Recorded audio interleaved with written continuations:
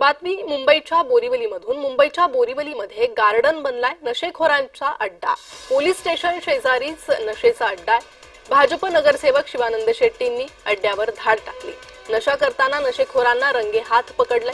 बोरिवलीत garden मध्ये सध्या दिवस आणि रात्र गांजा, दारू आणि ड्रग सेवन करण्यासाठी अड्डा बनलाय। गार्डनचा आजूबाजूचा परिसरामध्ये राहणाऱ्या लोकांमध्ये यामुळे भीतीचं वातावरण पसरलंय। गार्डनमध्ये सुरू असलेला हा नशेचा अड्डा संपवण्यासाठी भाजप आमदार संजय उपाध्याय यांच्या मार्गदर्शनाखाली आणि भाजप नगरसेवक शिवानंद शेट्टी यांनी धाडी सुरू केलेली आहे। नगरसेवक शिवानंद शेट्टी यांना माहिती मिळाली होती। Borivali old MHB colony building क्रमांक 3 जवळ अय्यप्पा मंदिराच्या मागील गार्डनमध्ये काही तरुण दारू आणि गांजाची सेवन करताय। यानंतर नगरसेवक शिवानंद शेट्टी यांनी गार्डनमध्ये धाड टाकून नशा करत असताना काही मुलांना रंगे हात पकडले।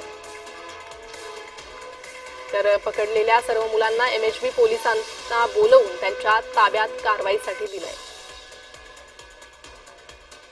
तर गार्डनमध्ये गांजा सेवन करताना आढळलेला आहे। या नशेखोरांना रंगे हात पकडण्यात आलेला आहे। बोरिवलीमधील ही घटना आहे।